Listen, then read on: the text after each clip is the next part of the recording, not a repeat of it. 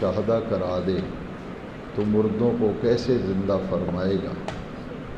تو اللہ کریم نے فرمایا اولم تؤمن، اے ابراہیم علیہ السلام کیا تم ایمان نہیں رکھتے کہ میں مردوں کو زندہ کروں گا اور دوبارہ انہیں زندگی بخشوں گا؟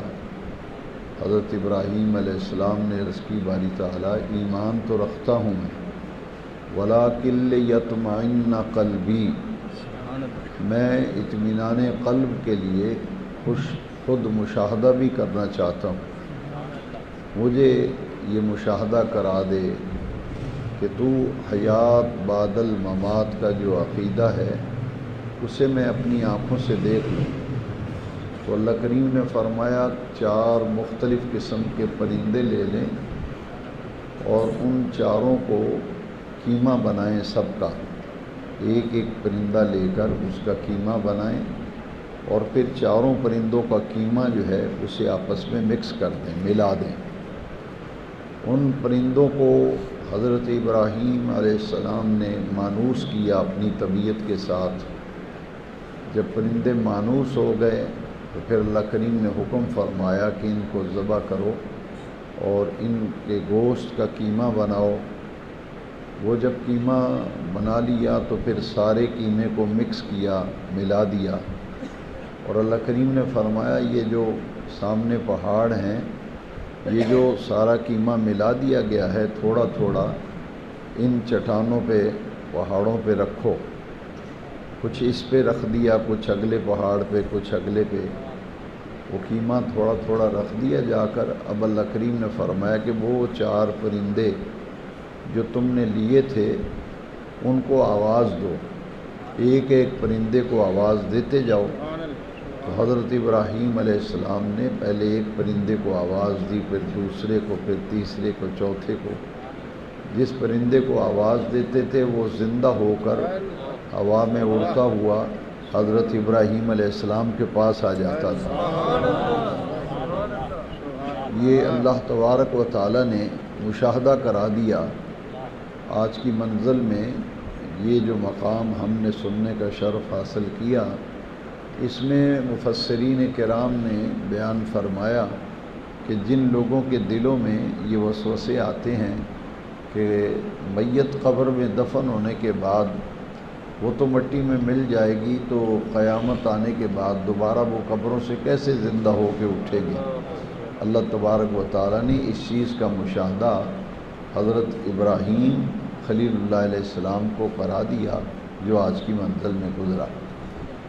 اس واقعے کے بعد تیسرے پارے میں آج کی منزل میں حضرت عزیر علیہ السلام کا واقعہ بھی آج کی منزل میں گزرا ہے۔ اس میں بھی حیات بعد الممات اور قیامت کے دن جو اللہ تبارک و تعالی زندہ فرمائے گا، اگر کسی کی قبر میں ہڈیاں رہ جائیں گی، جسم گل سڑ جائے گا، تو پھر اللہ تبارک و تعالی ان ہڈیوں کو بھی دوبارہ وجود بخشے گا، پھر ان پر گوشت چڑھے گا، وہ اسی طرح زندہ ہوں گے۔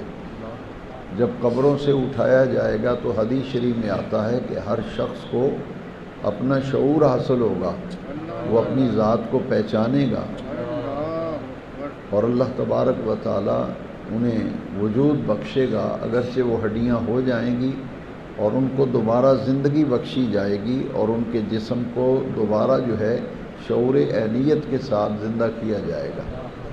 شعور عینیت یعنی انہیں اپنی ذات کا معلوم ہوگا کہ میرا یہ نام ہے، یہ میرا ہی وہ جسم ہے۔ وہ خود تصور کرے گا کہ دنیا میں بھی میں اسی وجود کے ساتھ تھا، اب بھی میں اسی وجود کے ساتھ ہوں۔ تو یہ جو شعور عینیت ہے، اور قیامت جب آئے گی قبروں سے لوگ زندہ اٹھائے جائیں گے، اس حوالے سے حضرت سیدنا عزیر، جن کے بارے میں 2 رائے ہیں مفسرین کرام کی، کچھ مفسرین فرماتے ہیں کہ وہ اللہ کے نبی تھے، کچھ فرماتے ہیں کہ وہ نبی نہیں بلکہ اللہ کے ولی تھے۔ تو حضرت عزیر جو ہیں وہ سفر پہ جا رہے تھے اور گدھے کے اوپر سواری کر رہے تھے، اور گھر سے جب روانہ ہوئے تو آپ نے کھانا گھر سے پکایا، اور وہ توشہ دان جو تھا اس میں گرم روٹیاں بھی ڈالیں، سالن بھی ڈالا، اور کھانے کا سامان لے کر وہ سفر پہ روانہ ہو گئے۔ جب سفر پہ جا رہے تھے تو راستے میں دیکھا کہ ایک بستی ہے، ایک گاؤں ہے جس کی چھتیں جو ہیں وہ گری پڑی ہیں، وہ پوری بستی تباہ ہو چکی ہے، اور آپ کے دل میں خیال آیا کہ بستی بھی گری ہوئی ہے اور یہاں لوگ جو ہیں وہ بھی موت کی آغوش میں چلے گئے ہیں، تو کیا کوئی وقت آئے گا کہ یہ بستی دوبارہ اسی طرح آباد ہوگی جیسے پہلے آباد تھی؟ یہ دل میں خیال آیا تو اور اس بستی کے قریب سے گزر کر تھوڑا سا سفر طے کیا۔ گرمی کا موسم تھا تو ایک درخت کے نیچے دوپہر کاٹنے کے لیے انہوں نے چٹائی بچھائی، چادر بچھا کر درخت کے سائے میں آرام کرنے لگے، اور وہ جو توشہ دان تھا جس میں گرم روٹیاں تھیں، سالن تھا، اسے ایک ٹہنی کے ساتھ باندھ دیا، اور گدھے کو تھوڑے سے فاصلے پہ دوسرے درخت کے تنے کے ساتھ اپنی سواری کو بھی باندھ دیا، اور خود چادر بچھا کر درخت کی چھاؤں میں آرام کرنے لگے۔ جب آپ لیٹے تو آج کی منزل میں تراویح میں ہم نے وہ مقام سننے کا، سماعت کرنے کا شرف حاصل کیا۔ فَأَمَاتَهُ اللَّهُ مِئَةَ عَامٍ، 100 سال کے لیے اللہ تعالیٰ نے ان پر موت کو طاری فرما دیا۔ جب وہ سوئے تو دوپہر کا وقت تھا، اور جب بیدار ہوئے تو اس وقت سورج غروب ہو رہا تھا، لیکن قرآن مجید فرماتا ہے فَأَمَاتَهُ اللَّهُ مِئَةَ عَامٍ، پوری 1 صدی، 100 سال اسی حالت میں گزر گئے کہ وہ درخت کے نیچے لیٹے رہے، اور کھانا درخت کے ساتھ بندھا رہا، اور سواری بھی دوسرے درخت کے ساتھ بندھی رہی۔ او کالذی مر علی قریۃ وہی خاویۃ علی عروشها، تیسرے پارے میں یہ آیات مقدسہ گزری کہ وہ چھتیں گری ہوئی تھیں۔ عروش یہ عرش کی جمع ہے، عرش چھت کو کہتے ہیں، عریش، تو وہ چھتیں ساری گری ہوئی تھیں، بستی تباہ ہو چکی تھی۔ دل میں خیال آیا اللہ کیسے زندہ کرے گا۔ وہاں جب لیٹے تو 100 سال تک اللہ کریم نے انہیں ان پر حالت نیند کا غلبہ کر دیا، اور جب دوبارہ وہ بیدار ہوئے تو لیٹے تھے تو دوپہر کا وقت تھا، جب بیدار ہوئے تو سورج غروب ہو رہا تھا۔ جب بیدار ہوئے تو اللہ تبارک و تعالی نے حضرت عزیر سے پوچھا کم لبستہ، اے میرے عزیر تم نے یہاں اس درخت کی چھاؤں میں، سائے میں کتنی دیر آرام کیا ہے، یہاں کتنی دیر تم ٹھہرے رہے ہو؟ حضرت عزیر چونکہ لیٹے تھے تو دوپہر کا وقت تھا، اور جب بیدار ہوئے تو سورج غروب ہو رہا تھا، اس لیے آپ نے رب کریم کی بارگاہ میں عرض کی لبثت یومن او بعد یوم، یا اللہ یہاں میں ایک دن یا دن کا کچھ حصہ میں نے آرام کیا ہے، استراحت کی ہے، اور ایک دن یا دن کا کچھ حصہ میں لیٹا ہوں۔ تو اللہ تبارک و تعالی نے حضرت عزیر سے فرمایا نہیں عزیر بل لبثت مئۃ عام، آپ تو یہاں درخت کے سائے میں 100 سال لیٹے رہے ہیں۔ جب اللہ تبارک و تعالی نے حضرت عزیر سے فرمایا کہ تم 100 سال یہاں لیٹے رہے ہو، تو آپ کے دل میں خیال آیا باری تعالیٰ جب میں لیٹا تھا تو دوپہر کا وقت تھا، اب تو سورج غروب ہو رہا ہے۔ یہ شواہد تو یہی بتاتے ہیں کہ دن اور دن کا کچھ حصہ میں نے یہاں آرام کیا ہے۔ فرمایا نہیں اے میرے پیارے عزیر بل لبثت مئۃ عام، آپ تو ایک پوری صدی یہاں آرام کیے رہے ہیں۔ آپ نے عرض کی باری تعالیٰ مجھے کوئی اس کی نشانی دکھا، اپنی قدرت کا مجھے مشاہدہ کرا دے۔ جب انہوں نے مشاہدہ کرنا چاہا کہ یہ حقیقت مجھ پہ منکشف ہو جائے اور یہ راز مجھے واضح طور پر دکھائی دے کہ یہاں میں 100 سال لیٹا رہا ہوں، تو اللہ کریم نے فرمایا وانظر الی طعامک وشرابک لم یتسنہ، یہ جو توشہ دان درخت کی شاخ ٹہنی کے ساتھ تم نے باندھا تھا، اسے ذرا کھول کر نکال کر کے دیکھیں۔ حضرت عزیر علیہ السلام نے جب ٹہنی سے توشہ دان کھولا اور نیچے رکھا تو دیکھا روٹیاں جو ہیں وہ ایسے گرم ہیں جیسے ابھی تازہ پکا کے رکھی ہوں۔ جب وہ سالن دیکھا تو اس کا ڈھکنا اٹھایا جب تو اس میں بھاپ نکل رہی تھی، بہت گرم تھا سالن۔ انظر الی طعامک و شرابک لم یتصلا، یہ کھانے کی چیزیں، پینے کی چیزیں جو توشہ دان میں ہیں، روٹیاں ہیں، سالن ہیں، دیگر چیزیں ہیں، انہیں دیکھو ذرا۔ جب دیکھا تو حضرت عزیر نے عرض کی باری تعالیٰ یہ تو کھانا تر و تازہ ہے، روٹیاں بھی گرم ہیں اور سالن جو ہے وہ بھی گرما گرم ہے، بھاپ نکل رہی ہے۔ اللہ کریم فرمایا میری قدرت کا ایک پہلو دیکھا ہے نا، اب دوسرا پہلو بھی دیکھو۔ انظر الی حمارک، یہ جو تمہاری سواری ہے گدھا، ذرا اس کو بھی جا کے دیکھو۔ تو وہ قریب ہی ایک درخت کی تنے کے ساتھ گدھا باندھا تھا۔ جب حضرت عزیر گدھے کو دیکھنے گئے تو دیکھا کہ وہاں ہڈیوں کے سوا کچھ موجود نہیں، اور ہڈیاں بھی بالکل سفید، جیسے دودھ کا رنگ ہوتا ہے نا، دودھ کا رنگ، بالکل ہڈیاں سفید۔ حضرت عزیر نے وہ گدھے کی ہڈیاں اکٹھی کیں، وہاں گوشت کا نام و نشان نہیں تھا، کھال کا نام و نشان نہیں تھا، فقط ہڈیاں پڑی ہوئی تھیں۔ حضرت سیدنا عزیر علیہ السلام نے وہ ہڈیاں اٹھائیں اور دیکھیں۔ کبھی کھانے کی حرارت اور گرمی کو دیکھتے ہیں تو کبھی ہڈیوں کو دیکھتے ہیں۔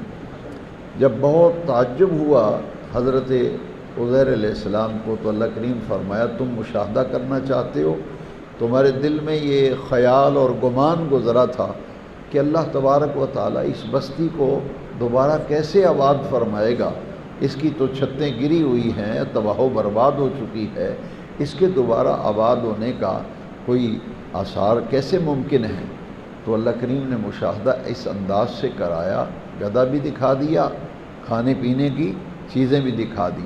اب انہیں بڑا تعجب ہوا کہ یا اللہ عجب معاملہ ہے، روٹیاں بھی گرم ہیں، سالن بھی گرم ہے، لیکن گدھا جو ہے اس کی تو ہڈیاں ہیں اور وہ بھی بوسیدہ سفید رنگ کی۔ اللہ کریم نے فرمایا اب دیکھیے کیف ننشزها ثم نکسوها لحما، کیف ننشزها کہ ہم ان ہڈیوں کو کیسے جوڑتے ہیں۔ فرمایا دیکھو یہ ہڈیاں کیسے میں انہیں جوڑتا ہوں۔ تو حضرت عزیر نے دیکھا کہ تمام ہڈیاں جو ہیں وہ ایک دوسرے کے ساتھ پیوست ہو گئیں، جڑ گئیں، اور ثم نکسوها لحما، لحم کہتے ہیں گوشت کو۔ اللہ کریم نے فرمایا اب دیکھو کہ ان ہڈیوں پر ہم کیسے گوشت چڑھاتے ہیں اور پھر کیسے ان پہ کھال چڑھتی ہے۔ تو حضرت عزیر اپنی آنکھوں سے مشاہدہ کر رہے ہیں، ہڈیاں ساری آپس میں جڑی، پھر ان پہ گوشت چڑھا، پھر گدھے کی کھال اس کے اوپر اصلی حالت میں آ گئی اور گدھے نے آوازیں نکالنا شروع کر دی۔ گدھا جو ہے وہ دوبارہ زندہ کیا گیا۔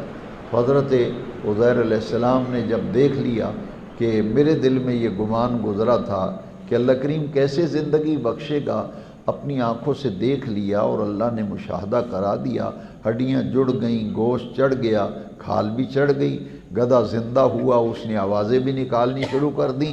جب یہ ساری کیفیت دیکھی تو آج کی منزل میں تراویح میں ہم نے سنا حضرت عزیر علیہ السلام قال، حضرت عزیر نے کہا انی اعلم، اے میرے رب میں نے جان لیا، میں نے مشاہدہ کر لیا، انک علی کل شیء قدیر، یقیناً تیری ذات ہر چیز پر قادر ہے اور تو سب کچھ کر سکتا ہے۔ نعرہ تکبیر، نعرہ رسالت، عظمت و شان مصطفیٰ، سبحان اللہ۔ کنز الایمان فی ترجمۃ القرآن میں سیدی امام احمد رضا علیہ رحمہ نے انک علی کل شیء قدیر کا معنی یہ کیا ہے بلا شبہ اے میرے رب کریم تو سب کچھ کر سکتا ہے۔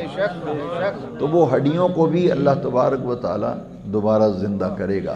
یہ دو واقعات جو آج کی منزل میں گزرے، ان دونوں واقعات کو سورہ یاسین شریف کی روشنی میں عرض کرنا چاہتا ہوں تاکہ پوری بات جو ہے وہ ہم سمجھ لیں۔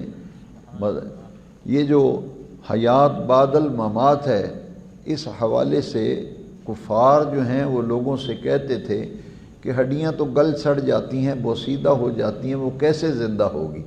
اسی طرح کا ایک خبیث الفطرت تھا، تو وہ جیب میں ہڈیاں رکھ کے دکانوں پہ جاتا تھا، کہتا تھا کہ مسلمانوں کا نبی کہتا ہے کہ قیامت آئے گی، لوگ زندہ ہوں گے، ہڈیاں پھر زندہ ہوں گی، تو جیب سے ہڈی نکال کے کہتا تھا دیکھو یہ ہڈی کیسے زندہ ہوگی۔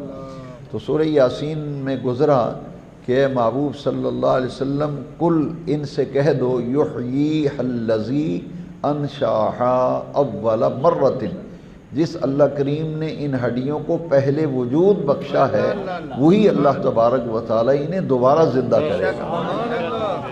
لہذا وہ لوگ جن کے دلوں میں قبر کی زندگی اور قیامت آنے کے بعد قبروں سے اٹھائے جانے کے بارے میں کچھ غلط فہمیاں، کچھ وسوسے دلوں میں پیدا ہوتے ہیں، تو آج کی منزل میں یہ دو واقعات اور سورہ یاسین شریف میں ہڈیوں کو زندہ کیا جانا، ان تینوں کو جب ملایا جاتا ہے تو بات سمجھ میں آتی ہے کہ اللہ تبارک و تعالیٰ قادر مطلق ہے، جو ماں کے پیٹ میں ایک قطرہ آب سے انسان کی پورے جسم کو تخلیق فرماتا ہے اور پھر اس جسم میں روح ڈالتا ہے، تو اس قادر مطلق کے لیے تو مشکل نہیں ہے، وہ تو قادر مطلق ہے، ہر چیز پر قادر ہے، وہ سب کچھ کر سکتا ہے۔ اس لیے ہمیں اس پر یقین رکھنا چاہیے، جیسے کہ سورہ بقرہ کے آغاز میں گزرا ہے وَبِالْآخِرَةِ هُمْ يُوقِنُونَ، کہ ایمان والے جو ہیں جن کو تقوی کی دولت حاصل ہے اور ایمان کے اعلیٰ کیفیتیں حاصل ہیں، وہ آخرت کے دن پر یوقنون یقین کامل رکھتے ہیں۔ صرف ایمان ہی نہیں، ایمان کا معنی ہے مان لینا، بلکہ اللہ تعالیٰ فرماتے ہیں وَبِالْآخِرَةِ هُمْ يُوقِنُونَ، انہیں یقین ہے اس بات پر کہ قیامت آ کر کے رہے گی اور ہمیں اللہ تبارک و تعالیٰ دوبارہ زندہ فرمائے گا اور ہمیں وجود بخشے گا۔ پھر آج کی منزل میں آیت الکرسی ہم نے سننے کا شرف حاصل کیا، سماعت کی۔ آیت الکرسی یہ قرآن مجید کی سب سے محتمم بشان آیت کریمہ ہے۔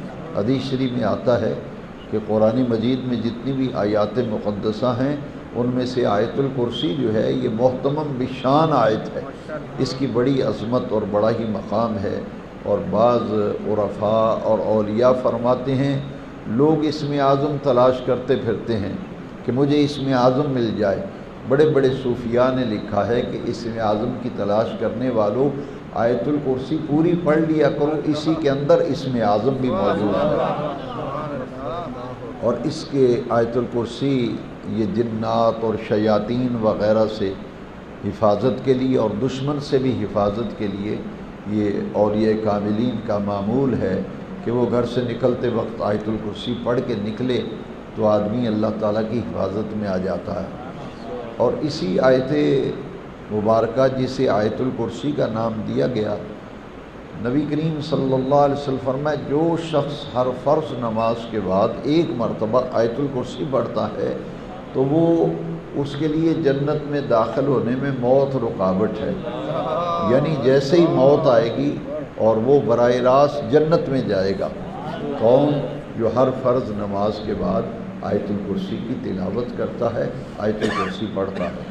اس لیے ہمیں چاہیے کہ فرض نمازوں کے بعد جب سلام پھیرے تو دعا سے پہلے آیت الکرسی تلاوت کر لیا کریں۔ اور نبی کریم علیہ السلام کا یہ معمول تھا کہ فرضوں کے سلام کے بعد نبی کریم علیہ السلام اللہ تعالیٰ کا ذکر فرماتے بصوت العلیٰ، بلند آواز سے ذکر ہوتا، اور ایک مرتبہ حضور فرماتے اللہ اکبر، اور 3 مرتبہ حضور فرماتے استغفر اللہ استغفر اللہ استغفر اللہ، اور 1 مرتبہ آیت الکرسی پڑھتے۔ تو یہ حضور کے چونکہ معمولات میں ہے، ہمیں اسے اپنا معمول بنا لینا چاہیے۔ اور بہت سے ہم واقعات آج کی منزل میں پڑھے گئے۔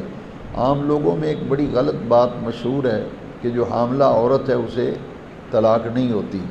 یہ جہالت ہے، دین کا علم نہیں ہوتا، لوگ اس پہ رائے دیتے ہیں، تبصرے کرتے ہیں۔ کسی کو اگر طلاق ہو اور وہ عورت حاملہ ہو تو لوگ کہتے ہیں جی حاملہ عورت کو طلاق نہیں ہوتی۔ آج کی منزل میں حاملہ عورت کی عدت بیان کی گئی ہے کہ جس کا خاوند فوت ہو جائے اس کی عدت بھی قرآن مجید میں بیان کی گئی۔ جس عورت کو طلاق ہو آج کی منزل میں اس کی بھی عدت بیان کی گئی۔ عام لوگوں میں یہ مشہور ہے کہ طلاق والی عورت کی عدت جو ہے وہ 3 مہینے ہے۔ وہ 3 مہینے نہیں ہے، 3 مہینے اس عورت کی عدت ہے جو عمر میں بڑھاپے کی عمر میں پہنچ گئی کہ اس کے ماہانہ ایام جو عورتوں کو آتے ہیں منسج جنہیں کہا جاتا ہے حیض، وہ بڑھاپے کی وجہ سے اگر رک گئے ہوں، بند ہو گیا ہو، اور یا کوئی لڑکی نوعمر ہے کہ اس نوعمری کی وجہ سے اس کے یہ ماہانہ معاملات بند ہو گئے ہیں، تو ان کی عدت 3 مہینے ہے۔ لیکن ایسی عورت جس کے ماہانہ ایام بالکل ٹھیک ہیں، اگر اس کو طلاق ہو جائے تو اس کی عدت 3 قروء بیان کیا گیا ہے، یعنی 3 حیض جب اس کے پورے ہو جائیں گے، ایک حیض کے بعد فارغ ہو جائے اور پاک ہو جائے، پھر دوسری حیض کے بعد فارغ ہو جائے، پھر تیسری حیض کے بعد 3 متواتر اس کے ماہانہ ایام مکمل ہو جائیں تو اس کی عدت جو ہے وہ پوری ہو جاتی ہے۔ اسی طرح ایک عورت اگر حاملہ ہے، اسے طلاق ہو گئی ہے، تو اس کی عدت جو ہے وہ وضع حمل ہے، یعنی ایک دن طلاق ہوئی ہے اور وہ حاملہ تھی اور اگلے دن ہی بچہ پیدا ہو گیا تو اس کی عدت ختم ہو جاتی ہے۔ حاملہ عورت کی عدت بیان کی گئی کہ وہ ہے بچے کی پیدائش۔ اسی طرح ایک عورت ہے، اس کا خامن فوت ہو گیا ہے، اس کی عدت 4 مہینے 10 دن بیان کی گئی، اور یہ عدت سے مراد یہ ہے کہ خامن جو ہے فوت ہو جائے تو بیوی 4 مہینے 10 دن تک غم کی کیفیت میں رہے گی، اور اسے سوگ کی کیفیت کہیں، غم کی کیفیت کہیں، اور اس عرصے میں وہ اس مدت کو پورا کرے گی۔ 4 مہینے 10 دن اس کی عدت بیان کی گئی۔ عدت کے اندر آگے نکاح نہیں ہو سکتا۔ اسی طرح اگر طلاق والی عورت ہے، وہ جب اس کی عدت ابھی پوری نہیں ہوئی تو آگے نکاح نہیں کر سکتی۔ اسی طرح بیوہ عورت ہے، وہ عدت گزار رہی ہے، اس سے آگے نکاح نہیں کر سکتی۔ یہ ہے اصل مسئلہ۔ پھر آج کی منزل میں وہ مسئلے بیان کیے گئے طلاق کے حوالے سے کہ ایک آدمی اپنی عورت کو ایک طلاق دیتا ہے تو وہ 3 حیض پورے ہونے سے پہلے صلح کر لے تو دوبارہ نکاح کی ضرورت نہیں پڑتی، اسے طلاق رجعی کہا گیا۔ اسی طرح الطلاق مرتان، طلاق جو ہے وہ 2 مرتبہ ہے۔ اگر 2 مرتبہ کوئی طلاق دیتا ہے، اس کی کیفیت دیکھی جائے گی۔ طلاق رجعی میں آدمی صلح کر لے تو دوبارہ نکاح کی ضرورت نہیں پڑتی، صرف صلح کر لینا ہی کافی ہے۔ لیکن بعض صورتوں میں طلاق اگر بائن ہو جائے تو پھر دوبارہ نکاح پڑھنا پڑتا ہے، اور آج کی منزل میں وہ مقام گزرا کہ اگر کسی خاتون کو 3 طلاقیں ہو جائیں تو وہ ہمیشہ کے لیے خامد کے لیے حرام ہو جاتی ہے۔ فلا تحل لہا حتی تنکح زوجا غیرہ، آج کی منزل میں وہ آیت کریمہ گزری کہ اس عورت کا کسی اور مرد کے ساتھ نکاح ہوگا، وہاں سے طلاق ہوگی، پھر وہ عدت گزار کر پہلے خامد سے نکاح کر سکتی ہے، اس کے بغیر دوبارہ نہ نکاح ہو سکتا ہے نہ صلح ہو سکتی ہے۔ یہ وہ مسائل ہیں جو قرآن مجید میں واضح طور پر بیان کیے گئے۔ ان میں ہمیں اپنی رائے دینے سے بچنا چاہیے، کیونکہ ایک طرف اللہ کا حکم ہے اور ایک طرف بازار میں بیٹھ لوگ رائے دیتے ہیں کہ نہیں جی ایک وقت میں 3 طلاقیں دی جائیں تو ایک ہی ہوتی ہے جی، اور یہ بھی دکان پہ بیٹھ کے لوگ تبصرے کرتے ہیں نہیں جی حاملہ عورت کو طلاق نہیں ہوتی۔ تو یہ قرآن مجید کی تعلیم کے برعکس اپنی رائے دینا جو ہے یہ کسی طرح بھی مستحسن نہیں ہے۔ پھر توبہ کرنے والے اور جو صاف ستھرا رہنے والے ہیں ان کے متعلق آج کی منزل کے ابتدائی حصے میں پڑھا گیا، واللہ یحب التوابین ویحب المتطہرین۔ یہ 2 لوگ اللہ تعالیٰ کو بڑے پسند ہیں، ایک توبہ کرنے والے اور ایک صاف ستھرا رہنے والے۔ یہ لوگ سمجھتے ہیں جتنا آدمی گندا ہو، گندے کپڑے پہن، لوگ کہتے ہیں درویش آدمی ہے۔ یہ ہمارے ہاں ایک عجب معاملہ ہے۔ ضرورت والے لباس کوئی اگر ضرورت سے زیادہ لباس پہن لے تو لوگ کہتے ہیں جی یہ درویشی منزل میں ہے، اور جو ضرورت والا لباس ہے وہ اتار دے تو لوگ کہتے ہیں جی یہ فقیری لائن میں ہے۔ تو یہ جہالت کی باتیں ہیں، حالانکہ آج کی منزل میں واضح گزرا واللہ یحب التوابین ویحب المتطہرین۔ جو لوگ توبہ کرتے ہیں، اپنے رب سے استغفار کرتے ہیں، اللہ تعالیٰ ان سے محبت کرتا ہے۔ اللہ تبارک و تعالیٰ کو وہ بڑے بندے پسند ہیں جو اپنے رب کی بارگاہ میں استغفار کرتے ہیں، توبہ کرتے ہیں۔ وَيُحِبُّ الْمُتَطَّهِرِينَ، جسم بھی صاف ستھرا رکھتے ہیں، لباس بھی صاف ستھرا رکھتے ہیں، اپنی صفائی ستھرائی کا بہت زیادہ خیال رکھتے ہیں، وہ لوگ بھی اللہ تعالیٰ کو بہت زیادہ پسند ہے۔ یہ مسجدوں کا معاملہ آپ دیکھ لیں، بعض اوقات بڑی تکلیف ہوتی ہے کہ ہمارے ہاں مسجدوں کا جو ادب و احترام ہمارے دین و شریعت میں ہے وہ تو ہمیں کہیں نظر نہیں آتا۔ خال خال کوئی ایک آدھ مسجد ہوگی کسی علاقے میں جہاں مسجد کا وہ احترام اور وہ ادب اور وہ صفائی ستھرائی کی کیفیت ہو جو بیت اللہ اور گھر کی اللہ کے گھر کی صفائی کے تقاضے۔ حضرت سیدنا ابراہیم خلیل اللہ علیہ السلام نے جب اللہ کا گھر تعمیر کیا تھا تو دیکھیے، یہ میں کئی مرتبہ درس میں بیان بھی کیا کرتا ہوں اور میری نیت یہ ہوتی ہے کہ اصلاح ہو جائے کہ ہمارے ہاں مسجدوں کے احترام اور ادب کی طرف وہ توجہ نہیں دی جاتی جو کہ دینی چاہیے۔ حضرت ابراہیم علیہ السلام نے جب اللہ کا گھر بنایا نا تو اللہ تعالیٰ نے ان سے وعدہ لیا کہ اے میرے خلیل ان طہر بیتی للطائفین والعاکفین والرکع السجود، کہ یہ میرا گھر تو بنایا ہے اسے نماز پڑھنے والوں کے لیے، طواف کرنے والوں کے لیے، اعتکاف کرنے والوں کے لیے، رکوع سجود کرنے والوں کے لیے، اس بیت اللہ کو صاف ستھرا بھی رکھنا ہے۔ ان طہر بیتی للطائفین والعاکفین والرکع السجود، تو طواف کرنے والوں کے لیے، اعتکاف کرنے والوں کے لیے، رکوع و سجود کرنے والوں کے لیے میرے گھر کو صاف ستھرا رکھیں۔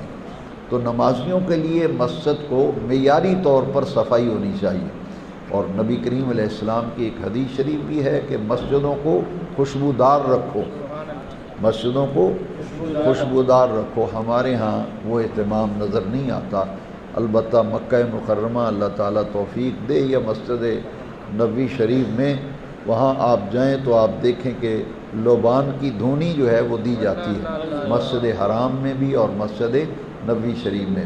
پھر ہر نماز کے بعد آپ کو لوگ نظر آئیں گے جو نمازیوں کو عطر لگاتے ہیں۔ تو یہ مسجدوں کو خوشبودار رکھنا، صاف ستھرا رکھنا، ماحول کو پاکیزہ رکھنا، تو یہ آیت کریمہ آج کی منزل میں گزری، واللہ یحب التوابین ویحب المتطہرین۔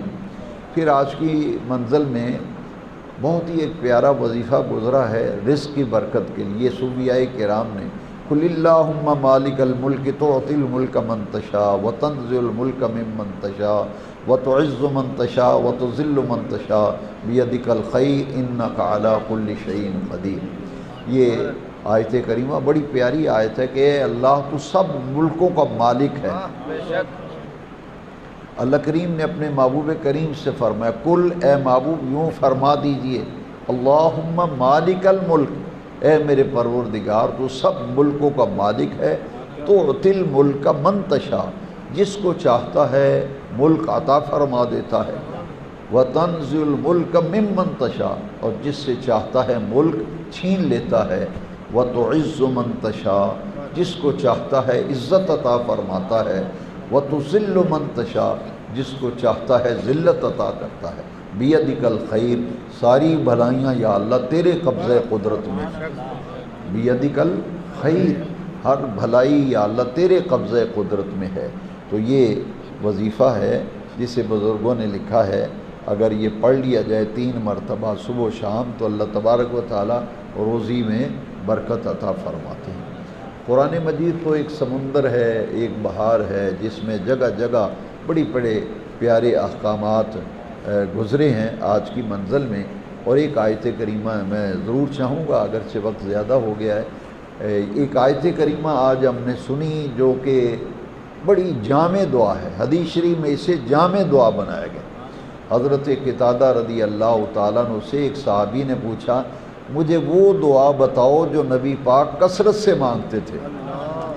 ایک صحابی دوسرے صحابی سے پوچھ رہے ہیں کہ مجھے وہ دعا بتاؤ جو نبی پاک ہر نماز کے بعد مانگتے تھے اور بہت زیادہ مانگتے تھے۔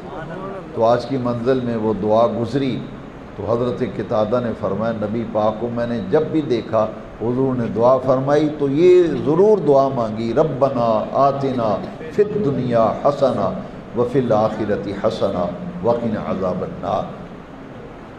یا اللہ ہماری دنیا بھی اچھی فرما دے، آخرت بھی اچھی فرما دے، اور ہمیں آگ کے عذاب سے بچا۔ اس آیت کی تفسیر میں مفسرین کرام نے لکھا کہ حضور ایک صحابی بیمار ہوئے تو ان کا حضور پتہ لینے کے لیے گئے، عیادت کے لیے، مزاج پرسی کے لیے۔ وہ صحابی کی عیادت کے لیے جب سرکار تشریف لے گئے تو حضور نے انہیں تسلی دی، لا باس طہور انشاءاللہ تعالی، پریشان نہ ہو، یہ بیماری تجھے گناہوں سے پاک کرنے کے لیے آئی ہے اور اللہ تعالیٰ تجھے شفا دے گا۔ حدیث شریف میں آتا ہے جب آدمی کو بخار ہوتا ہے نا، خاص طور پر دو بیماریوں کی حدیث شریف میں تعریف آئی ہے، ایک بخار اور ایک سر درد۔ نبی کریم علیہ السلام نے فرمایا یہ دو ایسی تکلیفیں ہیں، کسی کو بخار ہو جائے یا سر درد، اس کی برکت سے گناہ معاف ہوتے ہیں، گناہ دھلتے ہیں اس سے۔ تو حضور جب صحابی کے پاس گئے تو صحابی نے اپنے دل کی ایک بات سرکار سے عرض کی۔ انہوں نے عرض کی حضور میں نے اپنے رب سے دعا کی ہے، چونکہ تکلیف بہت زیادہ تھی، بیماری کافی بڑھ گئی تھی۔ حضور میں نے دعا کی ہے یا اللہ مجھے دنیا میں جو تکلیف دینی، عذاب دینا ہے دے لے، اور آخرت کے عذاب سے مجھے بچانا۔ صحابی نے کیا کہا کہ میں نے رب سے دعا کی ہے یا اللہ جو عذاب دینا ہے، تکلیف دینی ہے، دنیا میں دے لے، آخرت کے عذاب میں بچا لے۔ حضور نے فرمایا ایسے نہیں کہنا تم نے، ایسے نہیں کہنا، بلکہ تو نے تو یہ دعا کرنی تھی، وَقِنَا عَذَابَ النَّارِ، یا اللہ مجھے آگ کے عذاب سے بچا، دنیا میں بھی عذاب سے بچا، آخرت میں بھی بچا۔ فرمایا تم نے تو عرض کرنی ہے رب سے، عرض کرنے میں کیا کو خرچ آتا ہے۔ اذا سعاد کی منزل میں وہ آیت کریمہ گزری جس کا تعلق اس حدیث کے ساتھ ہے، اذا سألک عبادی انی فانی قریب، اے محبوب جو تجھ سے پوچھیں میرے بارے میں، اذا سألک عبادی، اے محبوب جب میرے بندے تجھ سے پوچھیں میرے بارے میں، انی قریب، تو اے محبوب نے فرمائیے کہ میں تو اپنے بندوں کے بالکل قریب ہوں، اجیب دعوت الداع اذا دعان، جب مجھ سے کوئی دعا مانگتا ہے تو میں اس کی دعا کو قبول کرتا ہوں، میں دعاؤں کو قبول کرتا ہوں، مجھ سے دعا مانگو۔ تو حضور نے فرمایا تو یہ دعا نہیں مانگنی تھی کہ یا اللہ دنیا میں عذاب دے لے، بلکہ یہ دعا مانگنی تھی واقعنا عذاب النار، ہر قسم کی تکلیف و عذاب سے یا اللہ مجھے بچا لے، یہاں بھی دنیا میں بھی بچا اور آخرت میں بھی مجھے بچا۔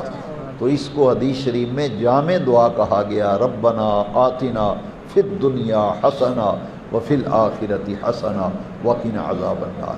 یہ اتنی جامع دعا ہے کہ حضور جب بھی کعبہ شریف کا طواف کرتے تو رکن یمانی سے لے کے رکن اسود تک حضور ایک ہی دعا مانگتے تھے، یہی ربنا آتنا فی الدنیا حسنہ وفی الآخرۃ حسنہ وقنا عذاب النار وادخلنا الجنۃ مع الابرار یا عزیز و یا غفار یا رب العالمین۔ یہ جامع دعا ہے، اور طواف کے 7 چکر ہوتے ہیں، ہر چکر میں نبی پاک رکن یمانی پہ پہنچتے تو وہاں سے لے کے حجر اسود تک حضور ایک ہی دعا فرماتے تھے۔ تو ہمیں بھی چاہیے کہ ہر نماز کے بعد اس دعا کو ضرور مانگا کریں۔ اللہ تبارک و تعالی قرآن مجید کے نور سے ہمارے سینوں کو منور فرمائے۔ الصلاۃ